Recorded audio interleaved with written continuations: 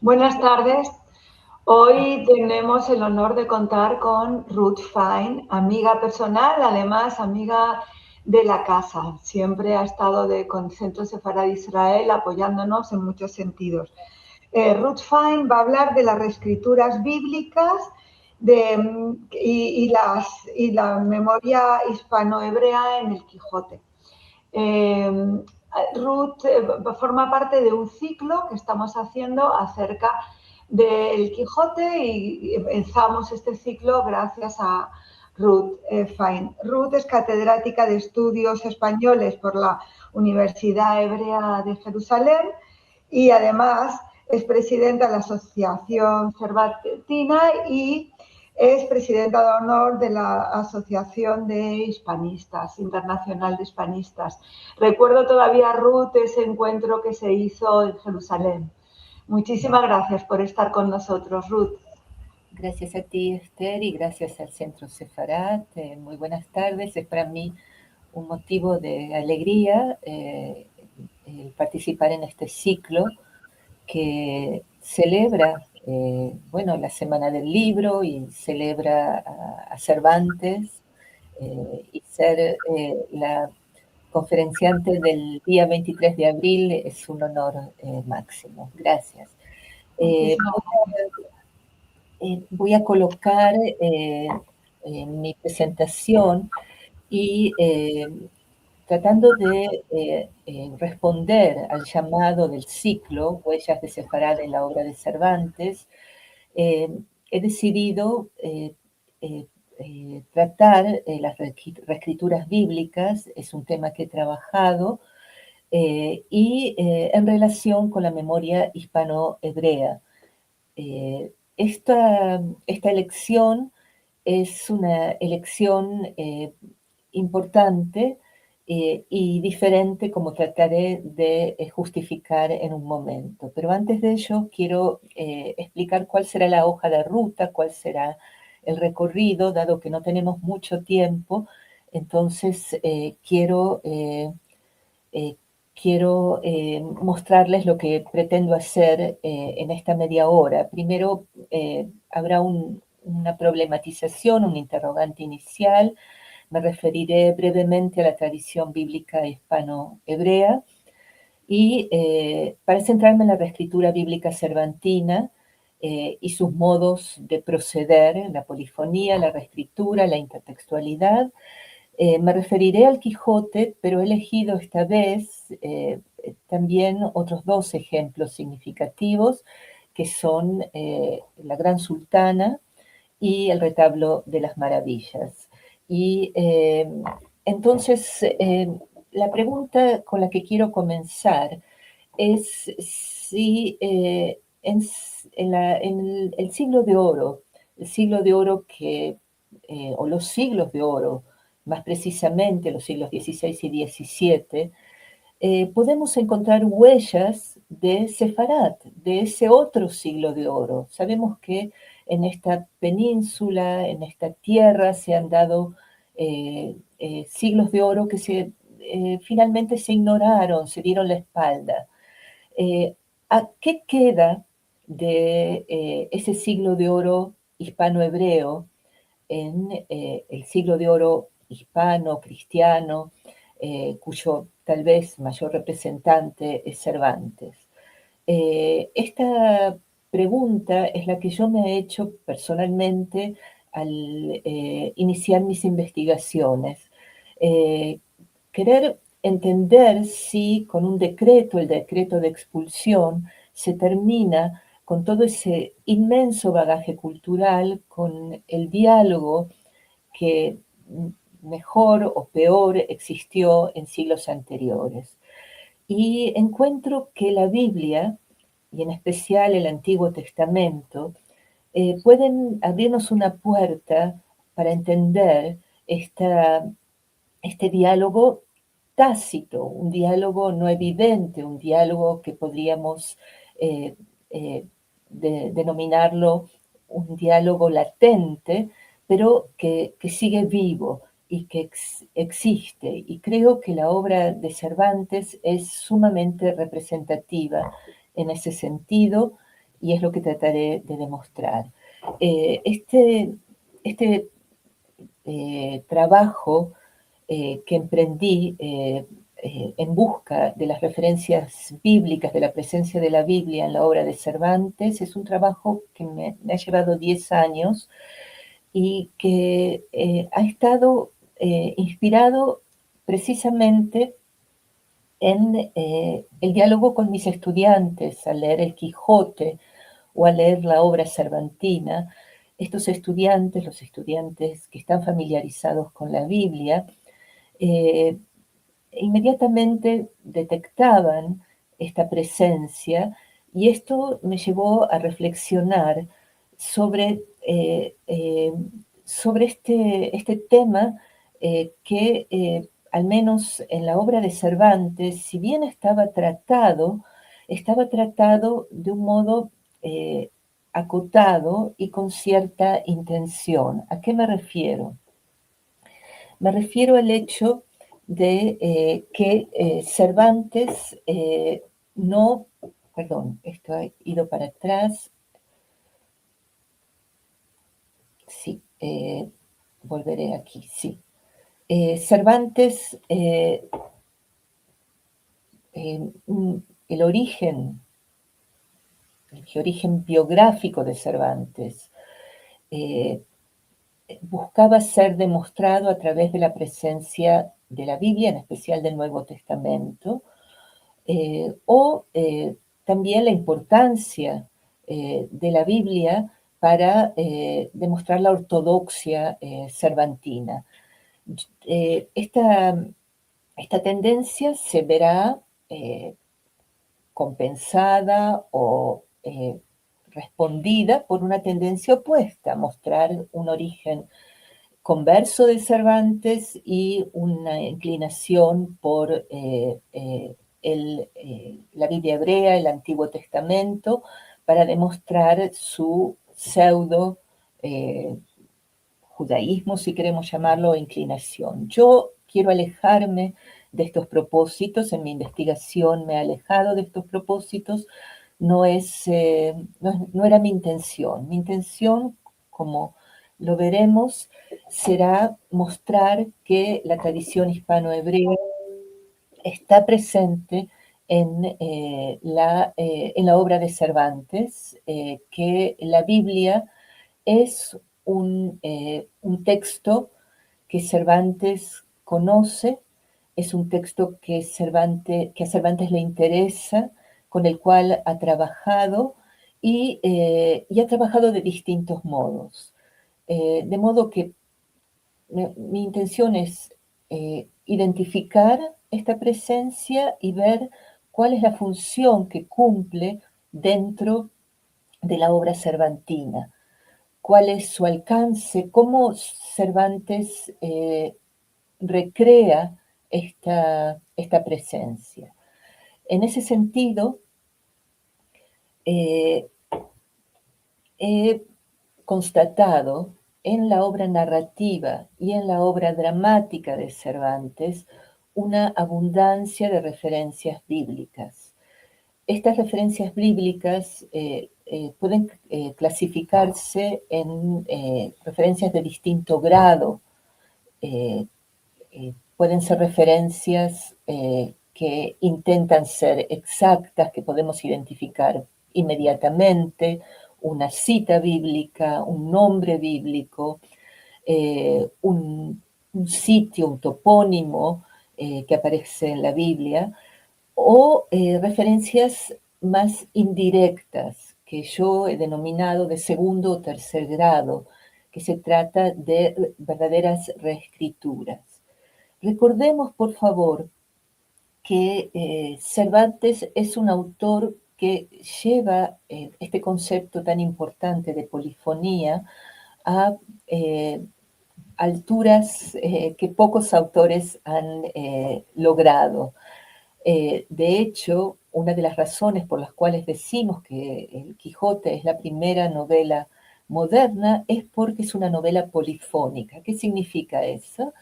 Significa, por supuesto, que se encuentran todas las voces, o gran parte de las voces socioideológicas del período, pero también que Cervantes recrea gran cantidad de modelos anteriores, de modelos y de géneros. Es sabido, por supuesto, que un género fundamental con el que dialoga y reescribe es la novela de caballerías, pero también se encuentra el género pastoril, se encuentra el teatro, se encuentra la picaresca, y entre estos modelos de los que Cervantes se apropia y que Cervantes reescribe, está por supuesto la Biblia.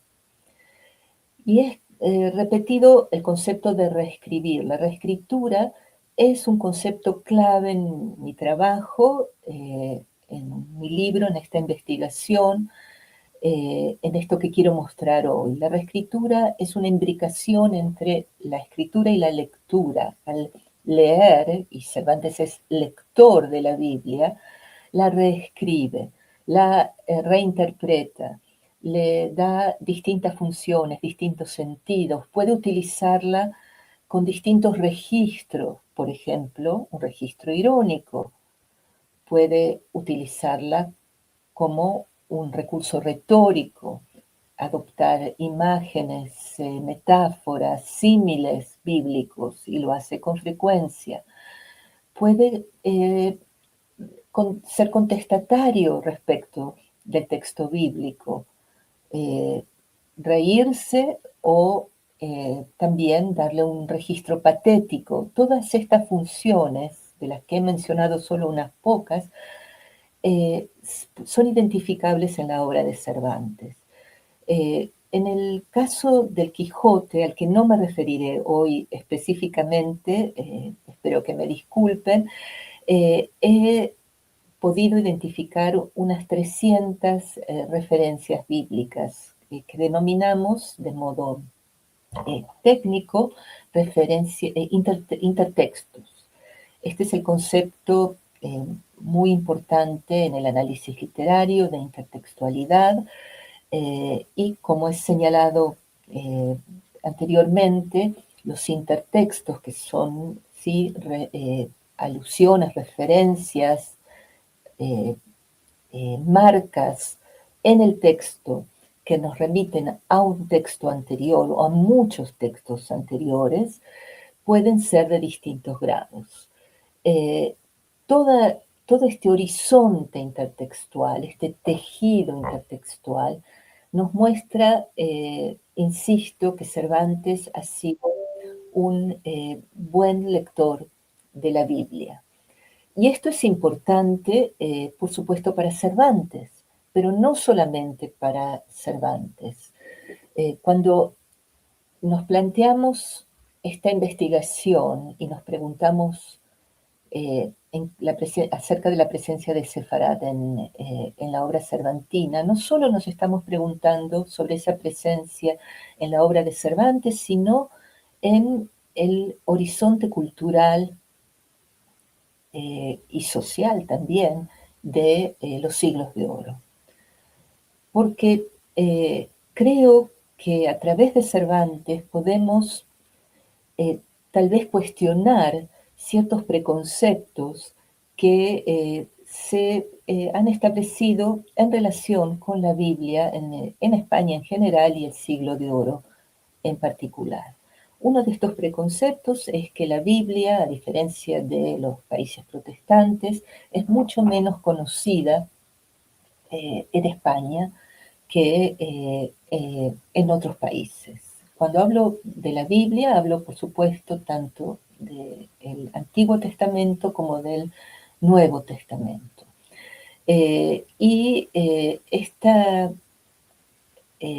afirmación, bueno, puede ser cuestionada, por supuesto, a través de Cervantes, de este trabajo, pero también a través de las muchas referencias bíblicas que aparecen en los grandes autores del siglo de oro.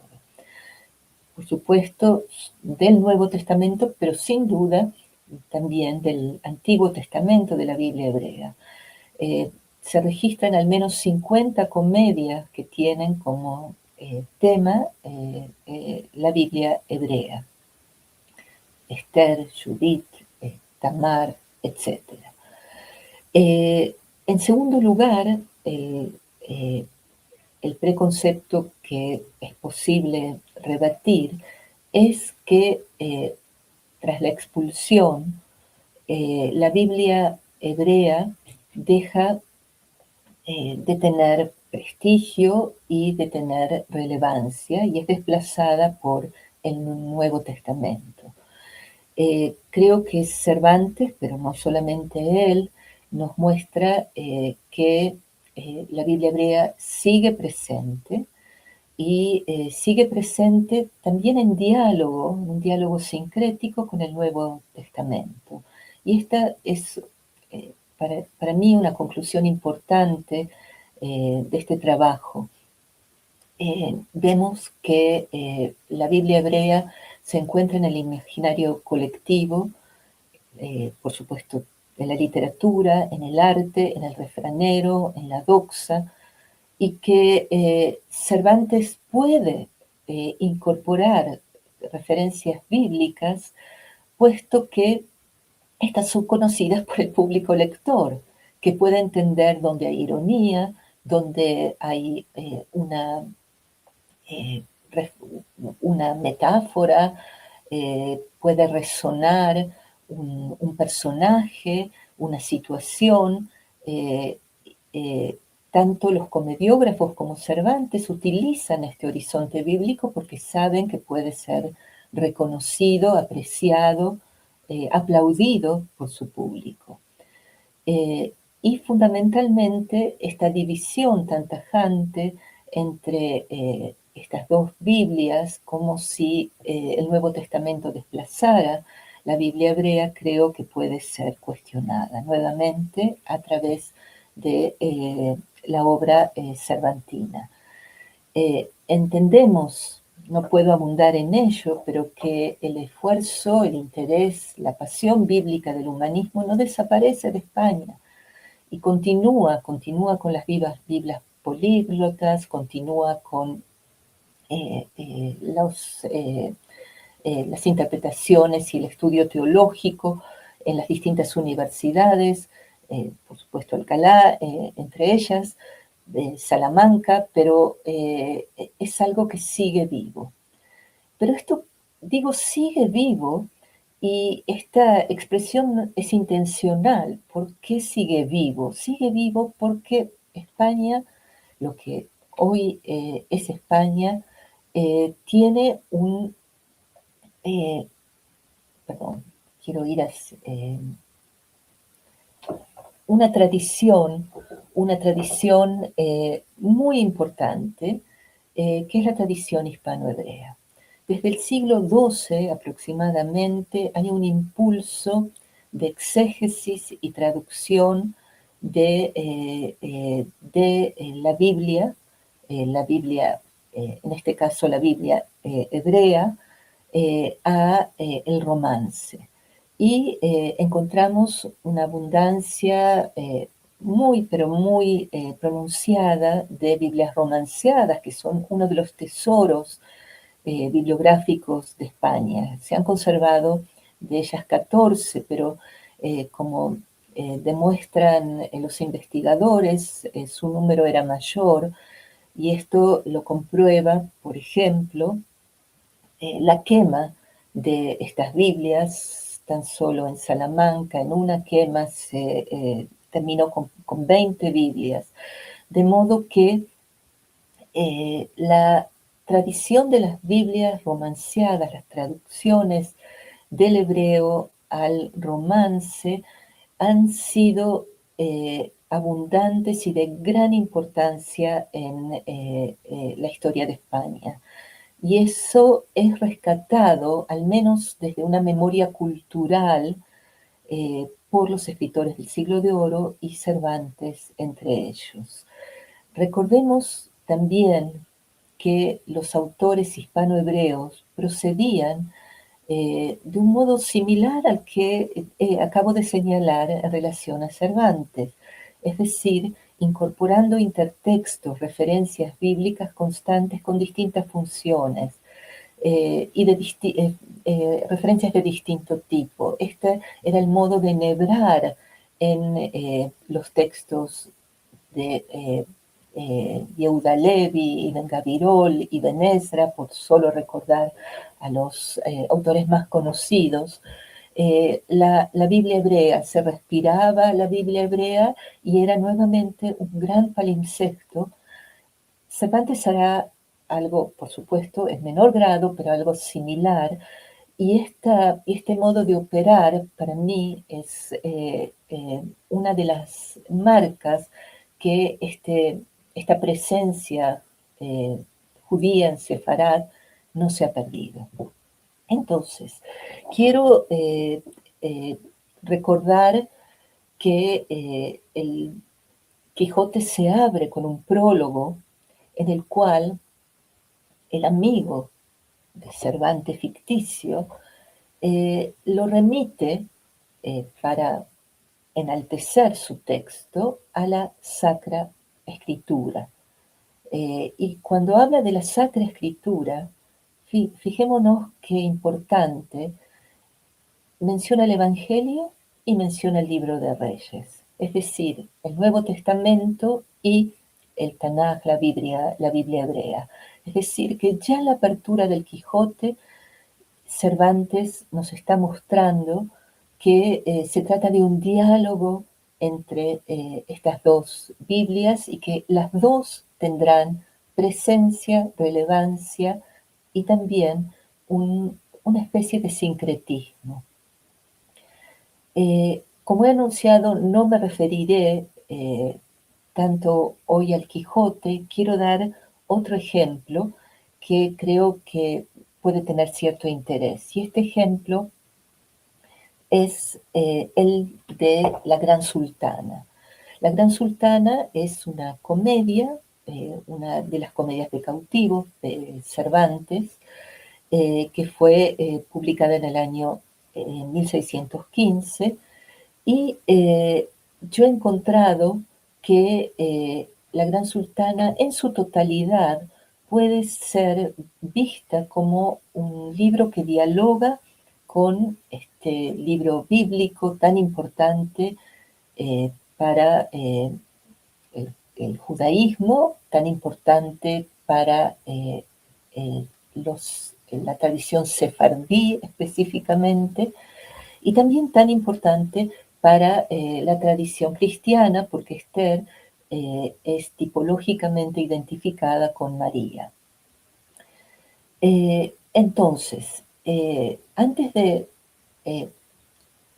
explicar y de justificar esta reescritura cervantina del libro de Esther, quiero señalar que en La Gran Sultana, que insisto, es una comedia de cautivos, narra o presenta, porque se trata de una comedia, la presencia de cristianos en el Imperio Turco, en Constantinopla, y en esta comedia no solamente podemos encontrar un palimpsesto respecto del libro de Esther, es decir, que detrás de La Gran Sultana se encuentra este libro, sino también otros. Hay muchas imágenes y referencias a El Cantar de los Cantares, al libro de Jeremías y otros. Es decir, nuevamente, como opera Cervantes en sus distintas obras, aquí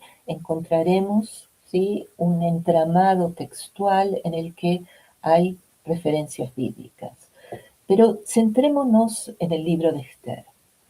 Recordaremos que el libro de Esther nos habla de una muchacha judía en cautiverio, una muchacha huérfana que es muy hermosa y que gracias a su hermosura, pero también a su inteligencia y a la ayuda de su tío Mardoqueo, logra salvar a su pueblo. Esther, como sabemos, es una heroína que ha sido venerada y representada en obras sefardíes múltiples porque ella era un símbolo de quien debe ocultar su religión para poder salvar al pueblo. ¿Qué nos presenta la Gran Sultana? Nos presenta una cristiana, Catalina de Oviedo, cautiva en el Imperio Turco, hermosa. Gracias a su hermosura, el sultán se enamora de ella y gracias a este amor la erigirá como sultana, como dice el título, al igual que ocurre con Esther. Ella podrá salvar a los cautivos cristianos que se encuentran sometidos y probablemente torturados, etcétera, etcétera. Es decir, que los paralelos argumentales son extraordinarios y no puedo detenerme mucho en ello, pero para darles algo más, puedo señalar que Catalina de Oviedo también es huérfana de madre como Esther y es guiada por su padre que viene desde España, desde Oviedo, y al igual que Mardoqueo es quien guía a Esther. Fundamentalmente se parecen en su comportamiento, en sus dudas, en sus dilemas en relación con la religión. Se parecen también los monarcas, tienen muchas similitudes y también algo que subyace en el libro de Esther y que es fundamental para la religión judía, que es la posibilidad del cambio de fortuna y en este caso gracias a una mujer, el cambio del destino de un pueblo. Lo mismo ocurrirá en la Gran Sultana. De modo que, como vemos, Cervantes no menciona el libro de Esther, pero el libro de Esther subyace en todos sus componentes en la comedia de la Gran Sultana. Se trataría entonces de lo que he denominado una reescritura de segundo grado, porque no es explícita, pero que el lector que conoce el libro de Esther, desde su lectura, puede inmediatamente reconocer y en realidad sería un hermoso homenaje que Cervantes está haciendo a este libro bíblico. Quiero referirme a continuación a un segundo texto, en este caso, bueno, traje aquí el ejemplo del rollo de Esther quemado, ¿sí? Del siglo XV, que está en la Biblioteca Nacional de Israel, y esta es la portada de La Gran Sultana de Miguel de Cervantes. Muy bien. Entonces, vayamos a nuestro segundo ejemplo, que es un ejemplo, bueno, creo bastante conocido. El Retablo de las Maravillas es un entremés, no es una comedia, también publicada en el mismo libro, en el mismo volumen de 1615, 8 comedias y 8 entremeses nunca representados, casi al final de la vida de Cervantes. Como recordarán, en esta breve pieza, el tema principal es la sátira de esta obsesión hispana tras la expulsión de limpieza de sangre. En este pueblo, en esta aldea, comparecen tres figuras, tres personajes, que dos de ellos son comediantes, un músico, que afirman traer un retablo en el que se ven escenas maravillosas compuestas por el sabio Tontonelo, pero que solo aquel que tiene sangre limpia, es decir, no sangre de converso, y quien es hijo legítimo podrá verlo. Entonces comprendemos inmediatamente que estos comediantes no traen nada, que solo intentarán sacar provecho, burlarse de quienes alardean de limpieza de sangre, pero no pueden ver nada en escena porque no hay ninguna representación. De modo que el Retablo de las Maravillas es uno de los textos cervantinos en el que se habla de la problemática conversa. Quiero señalar que si bien en la obra de Cervantes hay judíos en las comedias, pero no excesivamente, su presencia no es excesiva, pero sí conversos. Hay en mayor medida, y esto atiende una realidad histórica. Entonces, ¿por qué lo bíblico? Porque justamente las imágenes que nos traerá Cervantes a través de estos comediantes apuntarán a motivos bíblicos. El primero de ellos será Sansón, que por supuesto, insisto, se trata nada más de algo oral, verbal, no hay aquí imagen, pero la imagen es Sansón, quien logra recuperar su fuerza y poder empujar las columnas del templo para eliminar a sus enemigos, a los filisteos.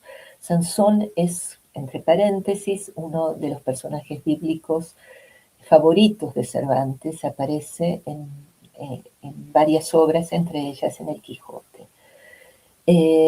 Luego, o sea, Sansón, personaje bíblico, luego aparece Noé, y luego imágenes y también pasajes y topónimos del Nuevo Testamento, el río Jordán, y también Salomé, que Cervantes la denomina, no la denomina Salomé, la denomina Herodia o Herodía, y estos personajes entonces nos muestran aquel diálogo del que hablaba. Cervantes no compartimenta los dos testamentos, sino que los coloca en la misma pieza, dialogando entre sí y mostrando a sí mismo que es un imaginario compartido. Y hace algo más. En los textos del Siglo de Oro, de modo casi general, el término hebreo se refiere al antiguo pueblo de Israel. El término hebreo tiene prestigio en el Siglo de Oro. En cambio, el término judío es ese Israel que ha sido desplazado, denigrado por no haber aceptado al Mesías verdadero. Y lo que hace Cervantes en esta pieza, además de interrelacionar el Antiguo y el Viejo Testamento, es utilizar el concepto de judío para los personajes hebreos, en este caso Salomé o Herodía o otros personajes. Es decir, que también en este plano bíblico Cervantes rompe estos preconceptos, estos prejuicios, estos estereotipos. Los que alardean de limpieza de sangre, entonces se ven obligados a presenciar este espectáculo, entre otros motivos. Se trataría de Sansón, el hebreo, el judío, vengándose de sus enemigos. Muy bien, entonces creo que podemos llegar a nuestras conclusiones. La tradición judía, la tradición hebrea, se encuentra en la obra de Cervantes a través de distintos planos. Podemos encontrar ciertas situaciones, ciertos motivos, también personajes, etc. Hoy quise hablar de la memoria de Sefarat. La memoria de Sefarat que no se ha perdido, que sigue viva, como señalo aquí, a través de la reescritura cervantina bíblica, que nos dice es necesario recuperar esas voces. Estas voces están aquí, latentes, sepamos descubrirlas, sepamos oírlas, sepamos reescribirlas, sepamos conservarlas como parte de nuestro patrimonio. Muchas gracias. Muchísimas gracias, Ruth, de verdad. Y me parece un tema muy, muy interesante. Yo había leído este libro, que lo aconsejo, porque aquí tenemos además muchos temas que vas tocando en relación a este. Me gustaría saber, para terminar, dónde podemos encontrar el libro. Bueno, en Madrid es bastante fácil porque es la librería iberoamericana Verfüger, se encuentra en Madrid, pero si no, encargarlo, supongo, sí, y está en las distintas bibliotecas desde ya, en las bibliotecas universitarias, y si hay alguien que tiene dificultad en encontrarlo, que por favor me escriba y con gusto se lo proporcionaré. Muchísimas gracias. Muchísimas gracias. Gracias a ti y gracias al centro. Gracias.